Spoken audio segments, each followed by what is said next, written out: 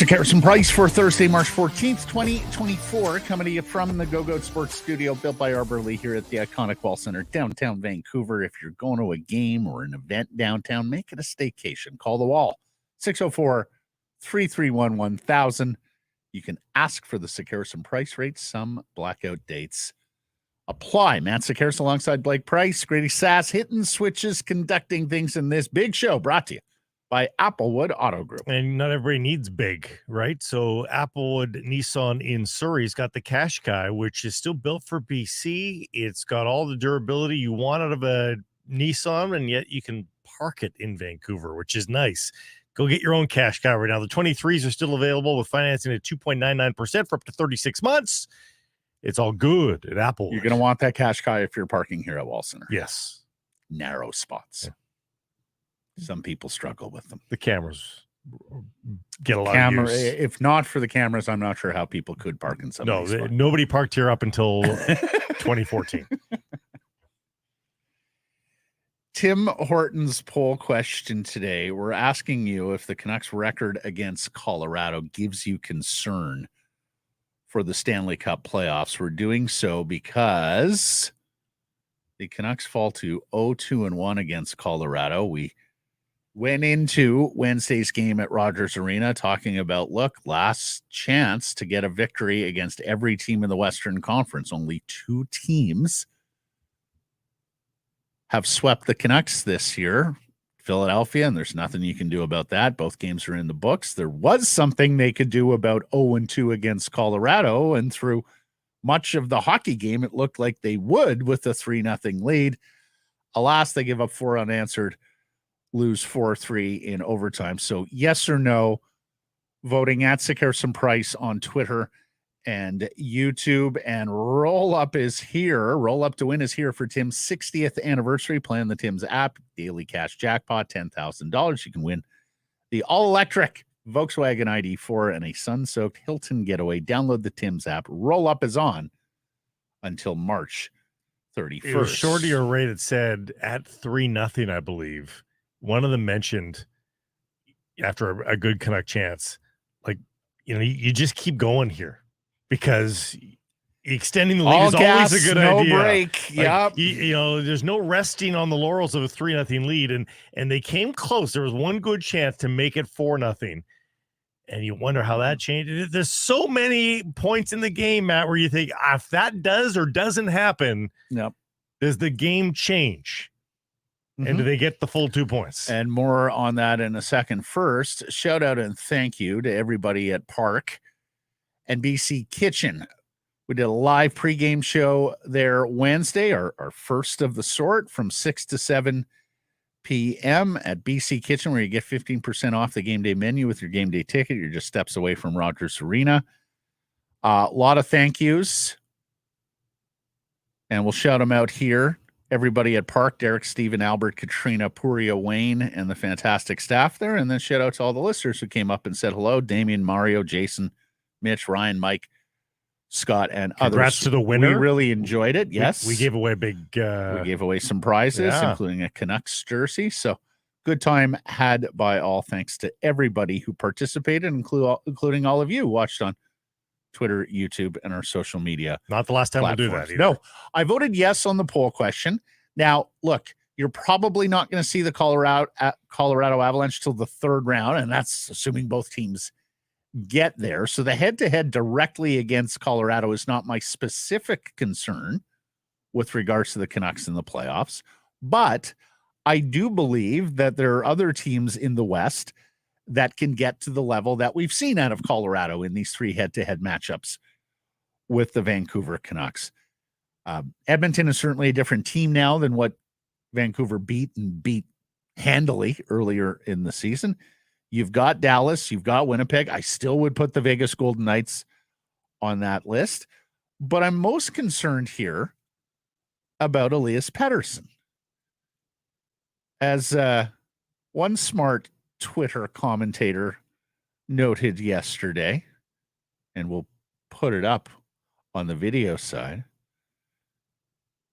dominated in the possession game at 5-on-5, 14% shot attempts. Who's this schmuck? Get Yeah, him off exactly. the screen. I blocked him. I would too. Worst amongst the forwards. He fumbled the puck, didn't move his feet, more than fumbling the puck. Played sloppy in the third. Here's the other thing. Elias Pettersson versus the best teams in the West this year. He's got 1 assist in 7 games against Colorado, Vegas, and Dallas. If you want to throw the Winnipeg Jets in there, he's got 3 points in 9 games. He, like every other Canuck, fattened up on the Oilers when they were blowing them out early in the season. I'm not necessarily sure that would be the case now. But when the opponent has stepped up and the game has stepped up, sadly, Elias has not stepped up. I want everybody to exhale when they hear these sorts of things. This is not a condemnation of the player for their entirety of their careers. This is not saying that there's any regret about the contract necessarily.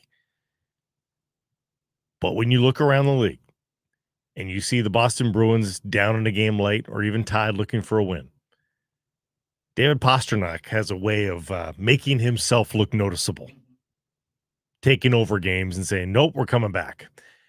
97 in Edmonton. When they're down in a game in the third period, boy, does he become noticeable. Nathan McKinnon, Mikko Rantanen last night, same sort of thing. You want those players that you've devoted that much of your salary cap to be able to say, I got this. It's on my back. Yep. I'm going to be noticeable. And Coach Tocchet addressed just that in the post game Wednesday. Here's Rick on the Avalanche Stars. I mean, we need people to grab a hold of it. You know, like their guys took over. You know, McKinnon said, "I'm taking this game." We need a couple of guys to counteract that, and I thought we didn't. You know, Casey Smith battled really hard tonight for us. That was positive. And I think that was a group blame. He made it a group blame, but I think it was probably more looking at Elias Pettersson. JT Miller was good last night, including after taking a dirty hit. More on that in a second. Here's the other thing, Blake. JT now has an 8-point lead on PD. Well, it's going away. He's got more goals. He's got more assists. JT Miller's had an unbelievable season. Mm-hmm.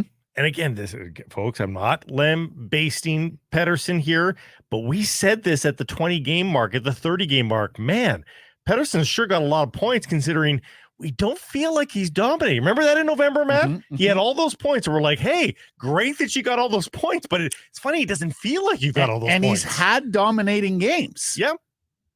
That road trip in January was great. One of our listeners, CW on Twitter, championship teams generally have one of a game-breaking dominant player, a la McKinnon, or an elite shutdown defender, a la Patrice Bergeron. At this stage, EP40 is neither. And he's got it in him to be both those guys. Okay, let me play devil's advocate. Mm-hmm. Is there equitable wingers on JT's line and on Elias Pettersson's line? That is the one crutch that I think you can defend Elias on. Yep, for sure. And I like Höglander a lot, but a certified NHL winger, Brock Besser's more certified. They're clearly missing Höglander. a winger. Yeah. And Rutherford and Alvin knew this. And they tried to add someone by the deadline. They were unsuccessful. Which is why, Matt, I am for the playoffs. I am for a reset to the lineup that they had prior to Lindholm, but just add Lindholm to Pettersson's line. You know, reunite the third line as we knew it. Keep the first line as it is. Yep. And go Lindholm, Pettersson, and Höglander. And Lindholm can take all the draws and then flip over and play the wing. Yeah. We saw that with PD and Miller a lot of line in earlier incarnations. I know they like the 3 centers right now, but I'm absolutely with you because the other offshoot there is it gets that fantastic third line together. Like in the regular season, sure. But come the playoffs, Matt, we know the fourth lines barely get used. Right.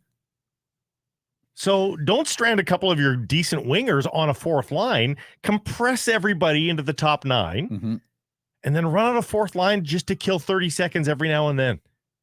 That's, that right now, I think that's prudent. Let's get to our top story. Avalanched. The Canucks have a 3-0 lead in this hockey game. They score twice in the opening 3 minutes until 2 seconds and change left in the second period. Mikko Rantanen scores at the death. Colorado gets 2 early ones in the third period. And then Carson Soucy flips the puck over the glass in the dying seconds of the hockey game. Power play in overtime. Valeri Nichushkin scores on the 4-on-3 off Noah Julesen's visor. Canucks lose. They fall to 31-1-4 when leading after 2 periods. 19-10-4 against the playoff field. They're still 3 points ahead of Colorado and Dallas in the Western Conference. Oilers 9 back in the division with 3 games in hand. Let's hear from JT Miller on the 3-1 goal that gets Colorado back into this game. Well, I mean, that goal definitely gave them belief. I mean, that's all that team really needed. I mean, it happens though. We should be able to come out in the third and with 2-goal lead at home against one of the best teams in the league. I mean, I don't understand any better reason to get up for that. I mean, it just sucks. This has happened before, and just kind of hope it works out when we have leads instead of take control of the game. And we have been good, with the lead, but getting to that point of the year where it's, just hard to swallow, really. Couple of things that concern you within that. Number one, Colorado had played the previous night against Calgary, and I know that Nathan McKinnon and some of their stars had their ice time cut back because the game was such a blowout and were fresher, but the team on the second of back-to-back should be the more fatigued team as the hockey game goes along. In Colorado, as the game went along, took more and more control of the proceedings. Also, here's from JPAT again, 31-1-4 when leading after 2. But as Jeff points out, they've now let 3 3-goal leads and a pair of 2-goal leads evaporate in the last 22 games. They had a 3-0 lead against the Leafs here. Toronto came all the way back, still won the game, escaped that night. They had a 3-1 lead in Detroit, lost 4-3 in overtime. They had a 5-2 lead in Minnesota. How did that end? 10-7, Vikings over Lions, you may remember. Yes. They had a 2-0 lead versus Pittsburgh. They lost that hockey game 4-3 in overtime. Boy, 4-3 in overtime is the theme here. Yeah. Same as Wednesday against Colorado. So the focusing for 60 minutes, the protecting the lead, or as you say, not being aggressive enough with the lead, has been a bit of an issue in the last quarter of the season here. And for anybody that thinks that you're reaching to, have a concern, listen again to what JT Miller said. Mm-hmm. And Rick Tocchet. JT Miller knows that they've held. He even couched it. Yeah, I know we've held a lot of leads, but he knows in his stomach something doesn't feel right lately. That to me is what we're hearing there with JT Miller. Yeah, over the course of the season, that leading after 2 periods stat is impressive. But he knows, you can hear it there. He knows something doesn't feel right about the way they performed with the big leads. But also, Blake, what you did in October and November doesn't matter squat in April. No. We have seen incredible teams, historic teams, the Boston Bruins last year, the Tampa Bay Lightning a few years ago, go into the playoffs and lose in round 1. One of the great things about the NHL is that this is still a sport where you see 8 seeds beat 1 seeds with regularity and nobody bats an eyelash. Now, the sky's not falling for me by any stretch of the imagination. No. Let's be clear. Because they just came off a 3-game road trip. They swept against 3 good teams. Suffocating defensively. Yeah. So you don't have to reach that far back to find evidence of competency here. Mm-hmm. To me, it's the only concern I've got coming out of this for the Canucks is their ability against the very best in the league to hold a lead. Yeah. My concern would be form against this group of Western heavyweights, and particularly Elias being as quiet as he has been against these Western heavyweights. They got one more game against Edmonton, and I will be most interested to see how Pettersson plays in that one, because as we know, Edmonton is a much different animal than what they were in October and November when the Canucks were blowing their doors off because they didn't have goaltending and couldn't defend. That is a changed hockey club.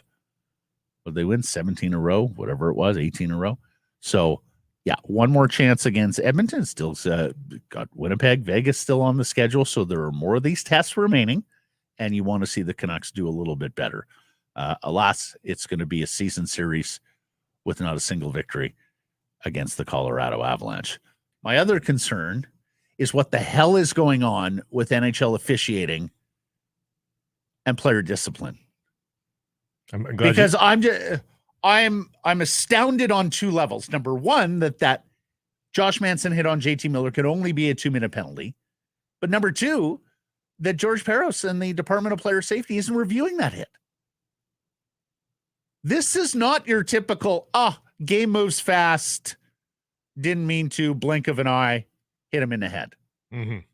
Josh Manson has time. Miller is engaged. Manson is the third guy in. He's got time to assess the situation. And what does he do? He targets the head, and he goes deliberately through the head and knocking Miller's head into the glass. To me, there's intent to injure there. It's targeted. It's deliberate. It's avoidable. It checks every freaking box in terms of a 5-minute match penalty and further discipline from the Department of Player Safety. He finished the game. He did media afterwards. Both are good signs. As we are live on YouTube right now and Twitter, no practice yet. So can't speak to his availability there. But it is amazing that he was able to get back at it. And it is, in some sense, it's good for the Canucks that it happened as late in the period as it did, and that his concussion protocol didn't really impact his shifts too much. So, they got the most out of JT Miller last night at the very least. You know, the thing that I'd be worried about is JT's such a warrior and doesn't want to give an inch to an opponent that he would have just talked his way back into the game. Here, I'll give Manson one bit of credit. You can see him, and again, this goes back to how much time he's got. He does tuck the elbow. You can see him definitively tuck the elbow, which is the way it's supposed to happen. The problem is the way he contorts himself, and again, he's got time. He contorts himself to ensure that shoulder goes through Miller's head and into the glass. Well, it's the biggest thing is just it's against the glass. It's a head against the glass. It's super dangerous. So, and is the head not the principal point of contact there? He gets more head than body, does he not? Well, even if it is, even if you don't want to call it for 5 minutes for hit to the head, it can be a 5-minute boarding penalty regardless of where it's hit. Right. So it doesn't need to be the hit. And to the you head. have a mechanism where you can call it a major penalty and then review it, and that wasn't followed either. Yeah, and that changes the game too. Yeah. If it's a 5-minute power play. Nice of the one referee to be so polite with Quinn Hughes. Go to the box, please. But I'd rather you get that call right, because that's a game-changing call. And I know some Canucks fans are screaming bloody murder about the officiating, about the soft call on Nathan MacKinnon, and McKinnon duping the officials. Yeah. You know, and this show will very rarely say officiating decided the game. But a big miss like that does have an effect on the game. I don't know that Canucks win it from there. What I do know is Josh Manson should not have been participating from the moment that shoulder hits Miller's head. Well, it certainly changes the momentum. It ensures that Colorado stays underfoot. I mean, they're killing a 5-minute major penalty at that point. So I think it does change the game materially. The other stuff, the bad calls, the soft calls, that's just sport. I mean, it happens every day in every sport. Some days you come out a little ahead on that one. Some days you come out a little bit behind. So I'm not. And they probably feel like they missed a penalty, which is why they called the soft one on MacKinnon, right? Right. So because makeup calls are a thing. Again, that's called the National Hockey League game. So I refuse to get too caught up in that. The times I bring up official stuff is a call like that, one that's dangerous too, and then missed calls on disallowed goals and that sort of thing. Like those are huge calls in a game. Mm-hmm. So when refs get like goal calls wrong and stuff. You'll hear us talk about that, but ticky-tack soft penalties, I mean, honestly, that's just called the National Hockey League.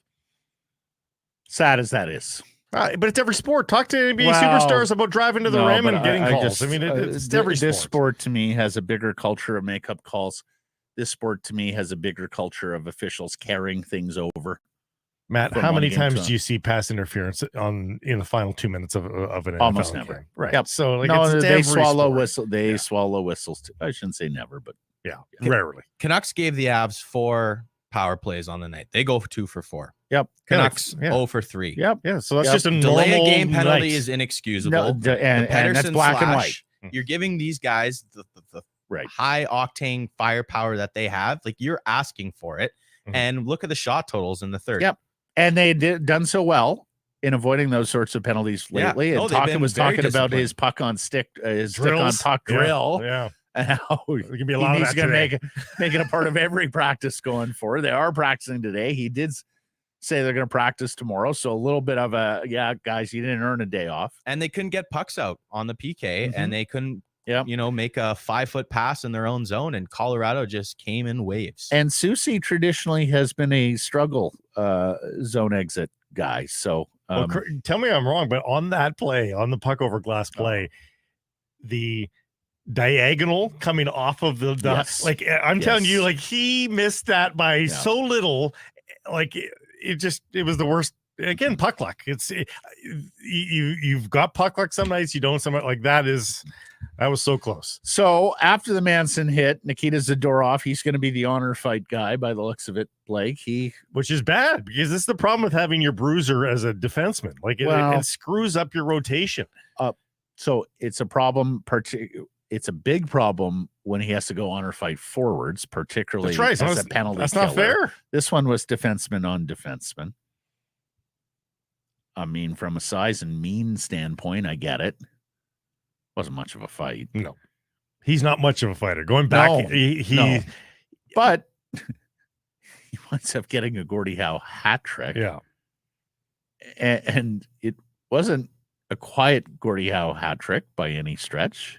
Goal and assist as well. But 15% Corsi for on ice for 2 of the 4 Avalanche goals for That's the Nikita bigger Zadorov. question. Yeah. Poor Juleson's on the ice for all 4 goals.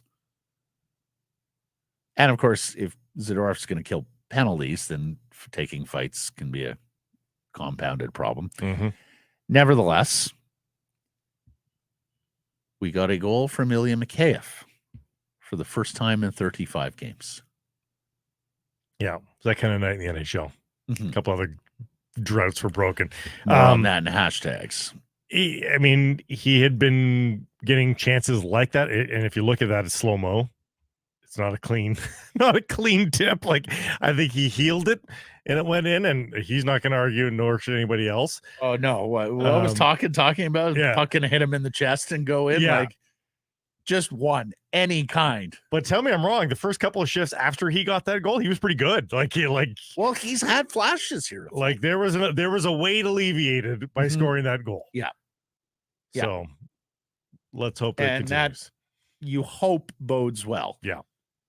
Because if Ilya Mikheyev can get back in there, and I don't even need him to be a top 6 winger. If he can just be a competent middle 6 winger, then that's an improvement on where he has been for more than a quarter, nearly half. I'd love for him to this finish season. with 15 goals. Can he get 4 goals in the next 15 games? Like, Boy, a big ask given where we're coming from, but hit 10 and 28 right. to open the seson. Right. So that's really damn good. That's a 30-goal pace. I'm asking for less of that pace. Mhm.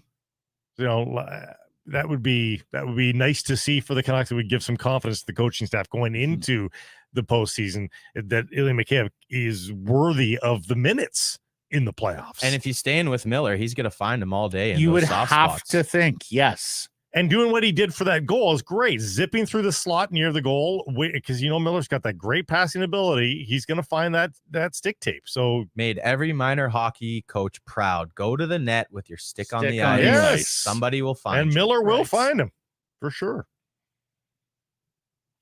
Talk was talking about the guys, poor Casey DeSmith, because he plays really well in the early part of this game. Yeah.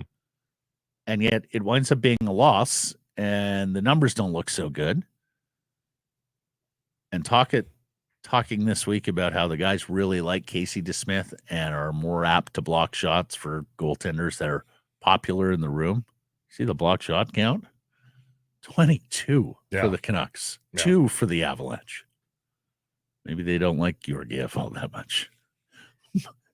Or maybe just Colorado is getting the lion's share of shots, shot attempts. What's the old quote as the about game went on? Blocking shots is like killing rats. Good in the moment, but it illustrates a bigger Well, problem. worse is That's hits. really good. I've never heard that before. You haven't? No, I didn't get it right, but it sounded in the close to right. neighborhood of. But hits are like that too. You know, people love to laud all the Canucks or any team. Team X out hit the other team. If you're out hitting the team, chances are you're chasing the other team. Well, and you look don't at have the the puck. possessions. Yeah, exactly. Look at the possession stats. They got throttled at 5-on-5.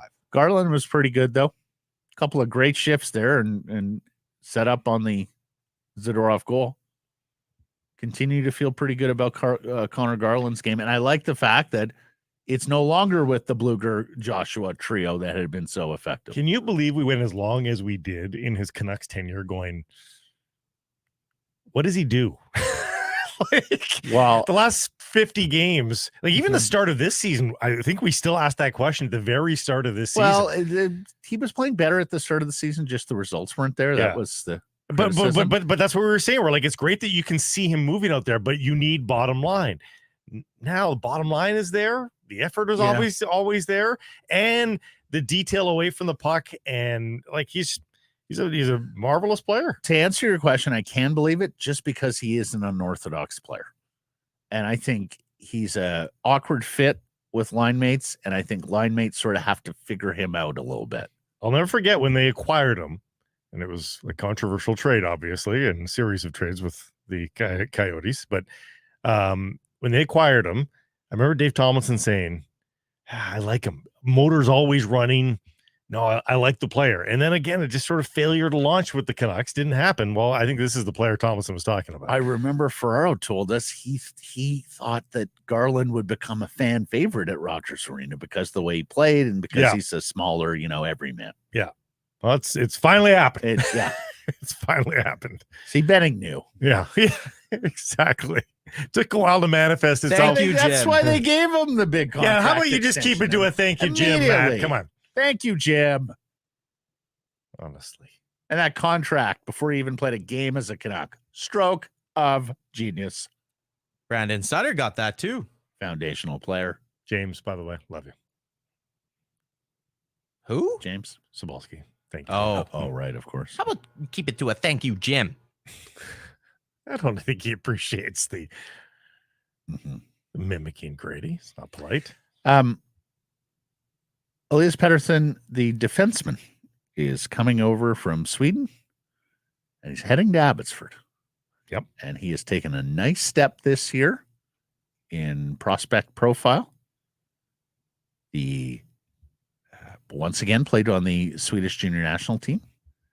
And the Vancouver Canucks may well have a real one there in a one-time third-round pick, Elias Pettersson, the defenseman. Can't play in the playoffs this year for the Canucks because was not on prior to the trade deadline, but should get some run with Abbotsford, I suspect. 14 games remaining for Abbotsford. I would assume they want him integrated into the systems a little bit more, so I doubt he plays this weekend, Saturday, Sunday versus Henderson, but the week after that, they've got a full week of practice after that. They don't play again between the 17th and the 23rd, so on the road versus the Manitoba Moose, maybe that's the spot to get EPD and in. may take some in fact probably will take some time. It is quite a big adjustment for the European defenseman. But he might look better now than he does at the start of next season, Matt, because he's in mid-season form now, right? Yeah, the North American ice is a different kettle of fish, and particularly the North American forecheck is a thing that you don't necessarily see in European hockey, at least not with the same ferocity, not with the same physicality that you will in the National Hockey League. So I don't think there's any world where Elias Pettersson, the defenseman, is making a huge immediate impact on the Vancouver Canucks, but great to get him on over here and begin that process of learning the North American style game. And yes, Grady? Oh, I was going to say, a former radio host that shall not be named finally gets his wish that Elias Pettersson is in the AHL. You guys remember that banger of a tweet? Oh, yes. Yes. I do remember that, yeah. Boy, you're keeping receipts here. Eh. Guys aren't even in the industry anymore. You're just mean, Grady. Honestly, move on. Canucks piss me off. I'm sorry. Clearly. You piss me off. Why? No reason? We'll talk about it later. Off air. A lot of feistiness in the live chat on YouTube, by the way. Oh, Yeah. What are people upset about? Some people are absolutely upset with the reffing. Others are saying, get over it. They didn't play well. But look here. You've got a right to be upset with the officiating. But it's just when you take it to the officials decided the outcome of the game. That's a position that you're going to have. It's not a singular variable outcome here. There's a bunch of things that all add up. Right. You can't isolate. This is the problem with, and we see it on Twitter all the time. See, people get caught up on picking sides. It's either or when multiple things can be true at once. Like, we shouldn't have to spell this out for people every single time, but here we are. Grady is revved up. My goodness. Mm-hmm. I may have lost some money on the Canucks. I see. Did you enjoy yourself at Park? I sure did. Good. Enjoyed those chicken wings. Shout out Piero buying the boys wings. Mm-hmm. Thank you. And gave me the fist pump with his big bling bling ring on. A lot of bling moly. A lot of bling with Piero. And looks thank like he you won the Super Bowl for him participating. Fingers bruised from that in the show as well. Okay, we have to talk about this story. And Blake now has a conspiracy theory around it. The Pittsburgh Penguins announce that a shipment carrying the Jaromir Jagr bobbleheads has been stolen en route to Pittsburgh. They needed it tonight. Uh-huh. Tonight was bobblehead night for Jaromir Jagr. As a result, I read from their tweet, the bobbleheads will not be distributed at tonight's game, but will be distributed at a later date. All fans in attendance will receive a voucher that includes a one-time scannable barcode that will be required to pick up the bobblehead. Location and dates for pickup will be shared when the items are safely located or new bobbleheads are produced and available for distribution. What do you do with 18,000 black market Jagr bobbleheads? Ransom, I guess. Do you hold them up for ransom? Like, you can't put that on Marketplace, can you? I would think not. You're going to get caught. I mean, they're going to get caught anyway. The long arm of the law will always catch up to you. But these poor thieves, one can stomach that sentence. You steal a truck cargo and it's a hockey player bobblehead. Yeah, they might have had higher hopes. Not exactly the Lufthansa heist there. No. Anything else, really? Any other commodity? Q-tips. Can you imagine? What do we have here? We've got this long-haired hockey player bobblehead. Super unique. What's his name? Well, his name's Jagger. So the Penguins are leaning into this. Yes, here's the conspiracy theory. They were above board a long time ago, said Jaromir Jagr is going to be on hand for this bobblehead night. He's had quite the season there in Pittsburgh in his commemoration. So, it is conceivable. They just thought, hey, how do we make lemonade out of this? Let's do a video. So they've just released a video of Jaromir Jagr buckling in, I guess, one of their samples that they had of this bobblehead into the passenger seat of a Pittsburgh Penguins pickup truck. And he nestles in behind the wheel and says, let's go find your friends. And they drive out of the garage. So, hey, they might have just pivoted, and good on them if they pivoted. It's a great pivot. If they pivoted, like, well done to the marketing department, that is fun stuff. Or they've just strung along a narrative the whole way here. Right. And surprise, there's going to be 18,000 bobbleheads. And a redemption story here at the end of it. I don't know. But it was, either way, good on you, Pittsburgh Penguins. Well done. Oh, that's fun. Good on them. All right. Let's get, just before we get to today's menu, our boy Adam Hadwin from Abbotsford flinging clubs into the water at TPC Sawgrass. He's not doing as well as his Nick compadre, Nick Taylor. Very well. Yeah. Let's get to today's menu. It's brought to you by Ben Moss Jewelers. Ben Moss Jewelers, proudly Canadian-owned, operated, history dating back more than 100 years. 5 locations in BC, including Willowbrook and Langley and Coquitlam Center. Committed to customer satisfaction. Check out the large selection of Canadian mined diamonds, lab-grown diamonds, mined diamonds, available with payment plan to suit your needs. For more info, check out benmoss.com. Ben Moss, shine bright. Like Blake Price does on a daily basis. Like Piero's bling. Like Piero's bling. Like the Canucks want to every night. Tony Gallagher is on the show today. The Hall of Famer. Ex of the province, 1040, and many other radio stations. Do yourself a favor. Log the vocabulary, folks. The vocabulary remains chef's kiss. Oh, the G-man. Nobody turns a phrase like Tony. Still has it. I called him Tuesday, caught up with him and Susan, found out how they were doing. I said, Tone, we want you back on the show. Was delighted to join. Came on today with Susan's help. She has the more contemporaneous computer. Yep. And knocked it out of the park, as Tony often does. Yeah, he is when he speaks, you just want to listen. You just want to listen. And he's, given the Canucks haven't been to the playoffs, well, in fact, they haven't hosted since he retired. Right. We should hire him as a playoff consultant. We really should. How do we cover the playoffs? We have forgotten. We full disclosure, we'd recorded it with Tony earlier. He came this close to a hologram. I thought he was going to say hologram for a second. He says something else. Yeah. My favorite word. Vapor. Just evaporate. Look for it. Like vapor. That's the simile used. It's like an Easter egg. Yeah. Evaporated. Just when I'm talking to Tony on the phone, I will typically go find Carmen in the house and I'll put him on speaker just so that she can hear a few bars of what he's saying, and she just lights up. It's hard not to. We'll get to some hashtags. The best and worst of Twitter.com, including today. Well, you mentioned goal droughts being broken. Also in my view, a bit of an odd assignment for Peyton Manning. J-Pat's going to join after a game like that. Wow. Everything is happening. So much happening in that hockey game. Everything is happening. The other thing is, and I know it's a Canucks loss, but that building again last night, Rogers Arena has so very, very rarely roared over the last decade.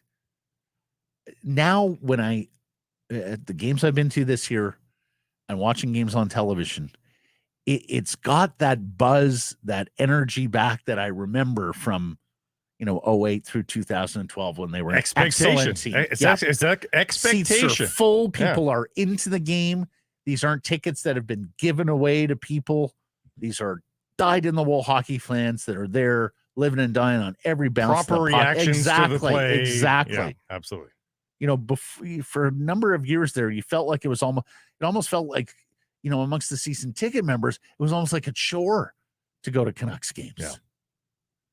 They were indifferent, dispassionate. Now the building's really revving again.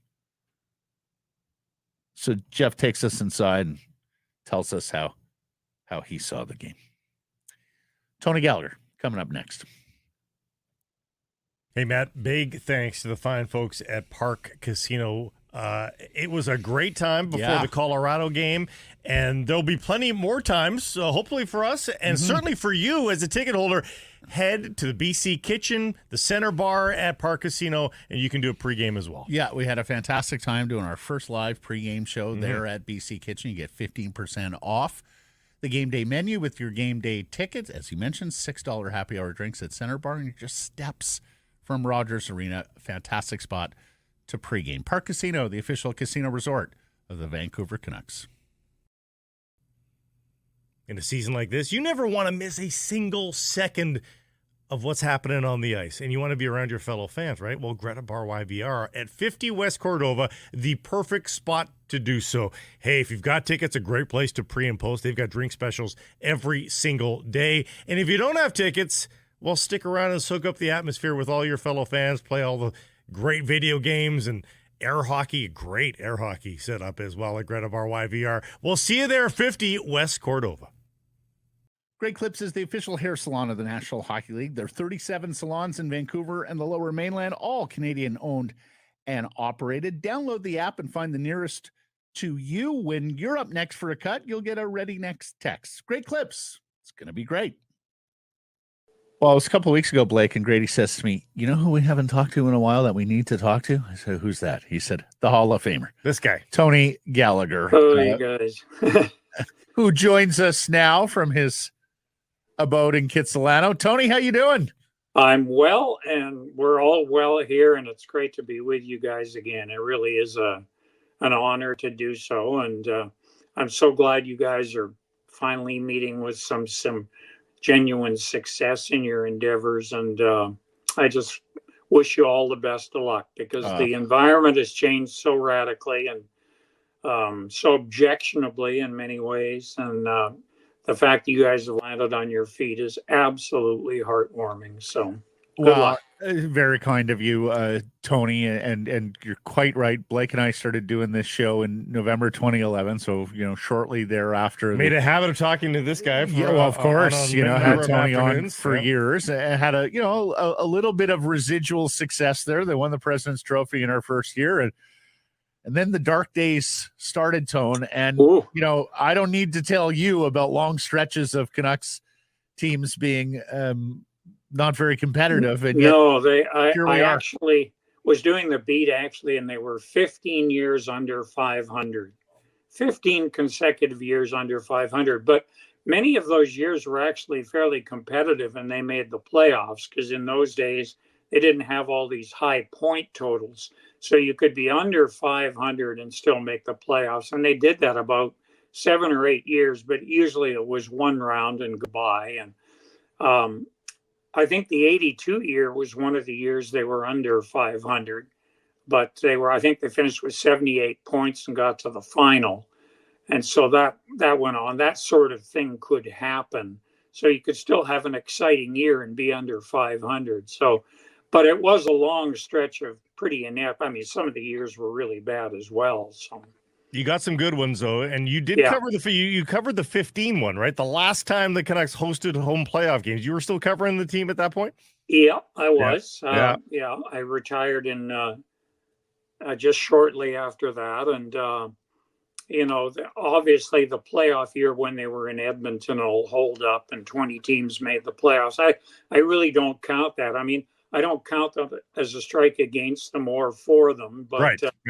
It was kind of a weird year. And then they went on that little run, and I think everyone was excited about it, but it was strictly a TV event, and no one found out whether, Quinn Hughes and Elias Pettersson could really could stand up to targeting in a playoff environment, because there was really no hitting in that. I mean, there were 7 and 8 penalties a night. It was like preseason hockey, because it was in a studio, no fans, quiet. And so the officials kind of called it like it was a preseason game. And there was a tremendous amount of power plays, which really helped the Canucks go on that mini run. But so this will be a really good look at this team. And I think we're all looking forward to it, because really what they've done has been nothing short of amazing. When you go from missing the playoffs by 12 points, or I guess you could say 13 legalistically, but missing by 12 points to essentially first overall, that's pretty astounding. What are you made of the season? What's stood out to your eye this year, Tony, as you've watched the Canucks? Well, first of all, the success in which they had in essentially evacuating 2/3 of their roster, bringing in a second 2/3, and having it all work out so wonderfully, stunningly well, is part luck, part genius. I think, the way the pieces have fit together. I mean, Roenick is a classic example. Granted, it's easy to play with Quinn Hughes. But he's putting in 24 minutes. And for a guy that was kissed off by a team, playing essentially 23, 24 minutes a night and playing as well as he had, plus contributing 45 points to the total, I mean, things like that don't really happen, and they're happening here with alarming regularity. And the role players too, as you talked about with that, like the Dakota Joshua stuff. How do you let Dakota Joshua go? How do you look at that body, look what he can do, and let him escape from your clutches? I don't understand that. I mean, you work with a guy for 10 years to bring it out. If it takes 10 years, you're still a winner. I don't know. That's lost on me. And then veterans like Teddy Bluger too. Everybody thought they knew what Teddy Bluger was, and here he is, sort of rejuvenating himself again. So you're right. I mean, it is part luck, because I don't think you expect the royal flush there when you sign, a bunch of free agents like that. And literally every single one of them has hit for the most part. So you can't expect that every year, can you? And that's why now people are already looking past. We still got a playoff season to go here, Tony, but there's already news now about trying to sign these guys that were all astutely signed to 1-year deals. We praised it at the time, Tony, because of the overcommitment of the prior management group, and now you're kind of wishing they had committed at least 2 years to some of these role players. Well, this is it. I mean, you want to play it safe in one way, and then, I mean, who expects a bonanza like this for everything to turn up roses the way it has? And I have to caution people right now. I do not follow the game as closely as I used to, and I want to make that proviso. I'll probably make some blunders here, but it just worked out so well, and now it's backfired, and they're going to have some issues, but the salary cap is expanding. They have the Pettersson deal done, albeit for high dollars, and they'll have to try and fit it in as best possible, and maybe they won't be able to hang on to everybody, but that's why it would be nice if they can really have some success this year. Tony, 21 coaches and the head coaches in the history of the Vancouver Canucks, 2 Jack Adams Awards, Alain Vigneault in 06-07, Pat Quinn in 91-92. You covered them both. But I ask you, sir, Rick Tocchet this year, is this the best coaching job you have seen from a Vancouver Well, I mean, you have to give him a heaping helping of the hospitality, as it were, not to quote a jingle, but which I just did. But obviously they've had tremendous success, and they've done exactly what we just described. Went from 12 points out of the playoffs to essentially number one. Where they finish, doesn't matter now. Who cares? They're home and cooled out. And so obviously it's been a phenomenal job putting the pieces together, getting them all on the same page, having everybody work as hard as they are every night. It's heartening to see. And, I think he's got to win Coach of the Year. I can't imagine who wins it out over him, and he will have earned it. And that's terrific to see a guy come out of a TV studio onto the scene and know immediately what to do with a group of newly assembled players. It's nothing short of jaw-dropping. How has the craft changed, though? Because you used to see rough and tumble players, and Pat Quinn was certainly amongst them, and become rough and tumble coaches. And here we have Rick Tocchet playing from the Broad Street Bullies, and he played a tough brand of hockey. But Tony, he doesn't seem to be the rough and tumble coach. He's figured out the right path, that narrow path of being accountable, but also making sure the players feel like he's on their side as well. It's been a master class in that regard. Well, it has been. That's an excellent point, Blake. And you can often see Rick standing behind the bench, shaking his head, saying, I can't believe what the game's come to, but I accept it, and we're going to play that way. You see Elias Pettersson go to the front of the net, and he stands there, and he watches the puck go back and forth, and this guy, 170 pounds, is standing in front of the net. No one is touching him. They're just standing right beside him saying, hello, Elias, how are you doing? Are you looking for a rebound, maybe a deflection? Yes, well, feel free. Go right ahead, because they can't touch him. Could you imagine what Darian Hatcher and Richard Matvechuk would have done to Elias Pettersson in the old days? The game has changed so much that it's mind-boggling, and it has to be mind-boggling to talk it. But he's rolled with the punches. I mean, I'm sure he shakes his head every time he blows the whistle sometimes, but he's managed it, and it's worked out wonderfully well for them. Thought we were getting close to a hologram there, Tony, with Elias in front of the net. Well, I mean, have you noticed how comfortable he is there? I mean, everybody goes there now. I mean, it takes no jam to go there. It's just dead simple. Quinn Hughes. Oh. A word or two about Quinn Hughes, because I think we could, and I think this was obvious some time ago, that we're looking at the best defenseman in the history of this club. Oh, without question, yeah. I think Jyrki Lumme would be the first to say that, or many other candidates who may have been close to that.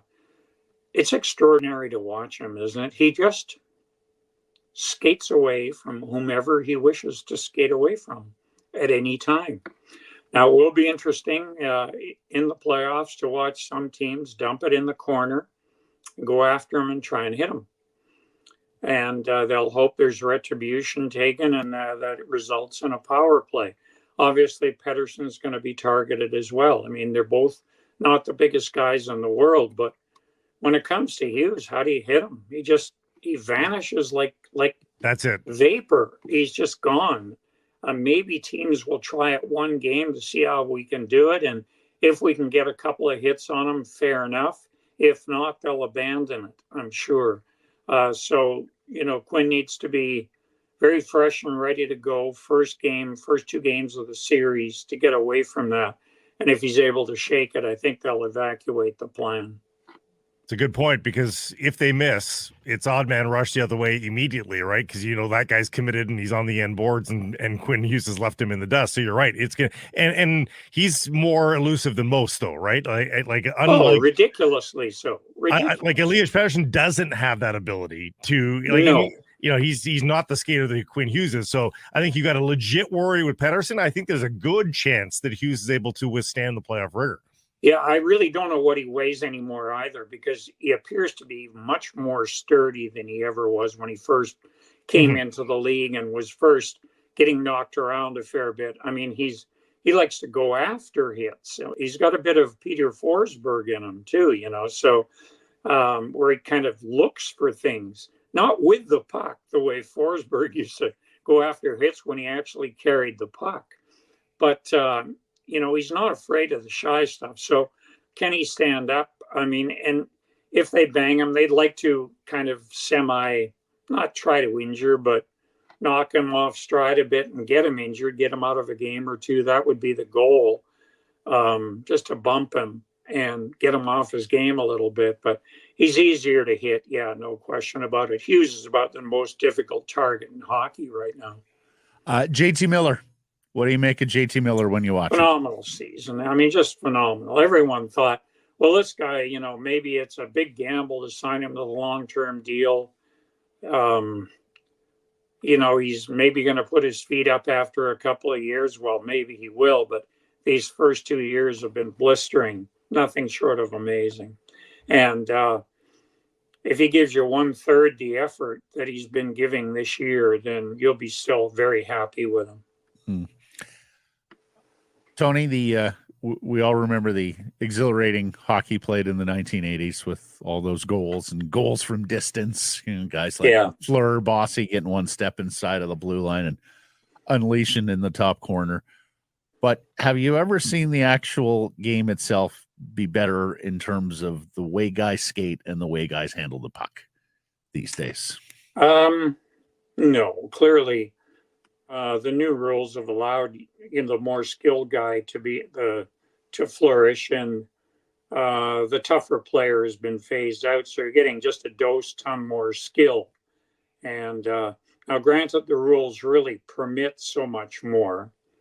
They allow you to do and try way more than you used to. You have to you can have your head down crossing the blue line a lot. You can do a lot of crazy things that you used not to be able to do. So I think that's added to the ability to exercise the skill that you have that some of the older players may have had as well, but just didn't have the environment whereby they could do it. So But at times, while this has been an electric year for Canuck fans, let's face it, the game can be pretty boring sometimes too.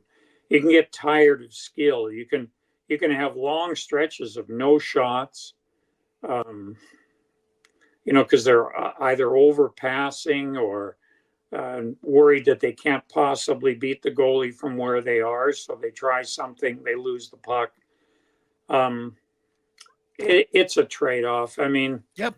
There's no emotion allowed in the game. The officials, the moment the slightest emotion comes into a game, they clamp down on it. So, but skill, is very prominent, and it's great to watch.